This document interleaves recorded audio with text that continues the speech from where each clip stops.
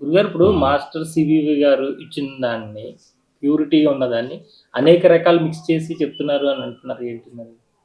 అంటే దీంట్లో లేనివి మాస్టర్ గారు చెప్పనివి కొన్ని రకాల పూజలు లేదా కొన్ని రకాల ఇవో లేదా ఇవన్నీ కూడా. మాస్టర్ గారు దాంట్లో పూజలు అంటూ కాదు కానీ ఆయన నన్ను బ్రహ్మ విష్ణు మహేశ్వరులతో పోల్చవద్దు అన్నాడు. ఈ సృష్టికి మూలకారమైన వాడు ఎవరైనా ఉన్నాడు అంటే ఆది పరబ్రహ్మం. ఈ ఆది పరబ్రహ్మ అంశమే మాస్టర్ గారిగా భావం చేస్తున్నాం.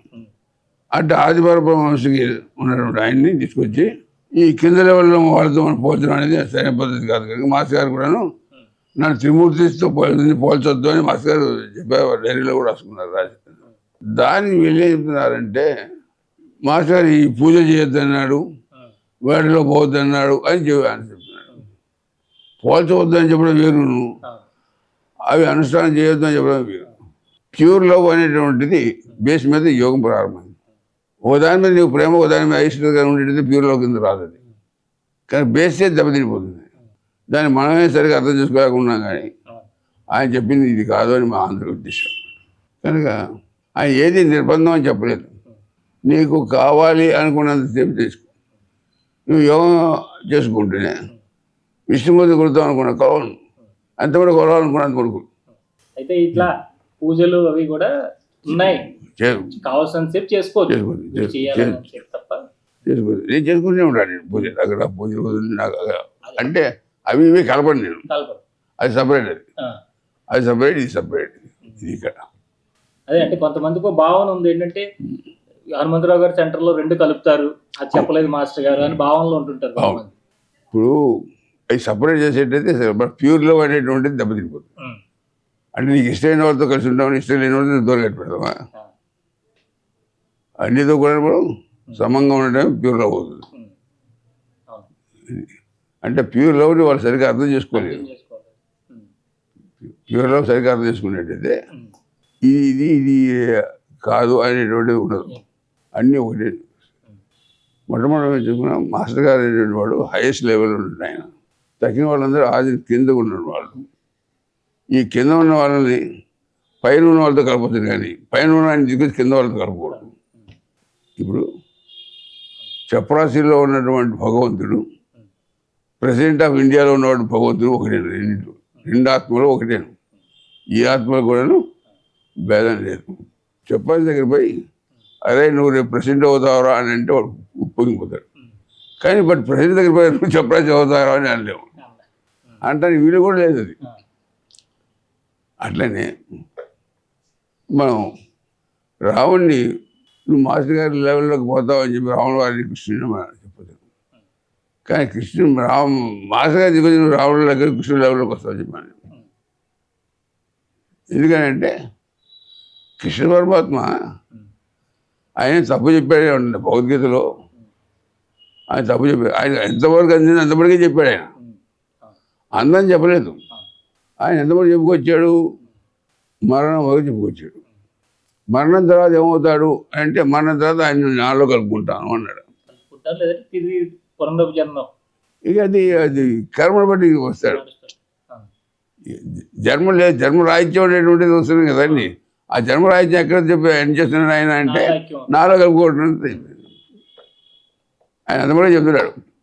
కానీ మాస్టర్ అట్లా చెప్పడం లేదు. ఇక్కడ నువ్వు నా అందరి వాడి, నువ్వు కూడా ఇక్కడ ఈ ఎర్త మీదనే పనిచేస్తూ నాలాగే ఉంటావు ఇక్కడ.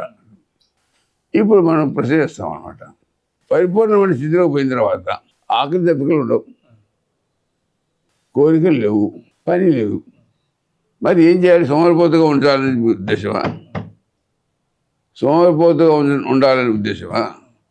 ఎందుకు జన్మరాహిత్యం కోరుకుంటున్నావు అని అడిగితే ఎవడు సమాధానం చెప్పదు. దీనికి సుఖంగా హాయిగా ఉండదు. సుఖంగా హాయిగా ఉండడం అంటే సుఖంగా హాయిగా ఉండడం సోమరిపోతుగా ఉండటమా? ఏం పని చేయకుండా పని పాట రాకుండా ఉండటమా?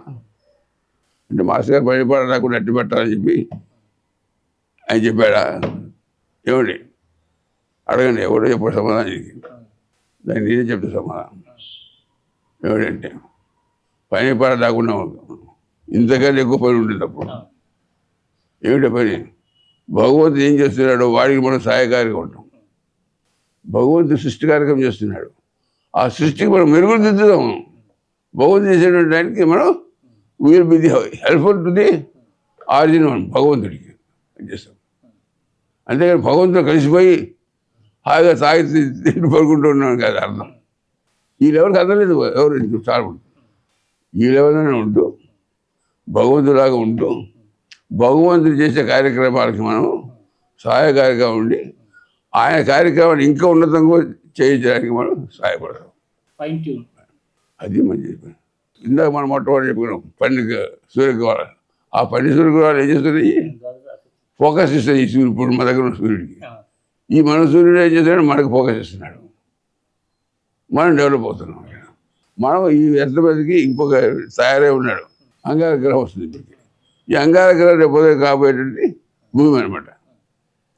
ఈ భూమికి అంగార భూమికి మనం దగ్గర ఫోకస్ వస్తుంది ఇక్కడ మరి జీవోత్పత్తి అవుతుంది. మరి ఇక్కడ అంగార గ్రహాల్లో ఇప్పుడు జీవోత్పత్తికి కావాల్సినటువంటి సరంజామా తయారవుతుంది కానీ జీవోత్పత్తి లేదు అక్కడ ఇప్పటి వరకు. సైంటిస్ట్ చెప్పలేదు ఇంకా.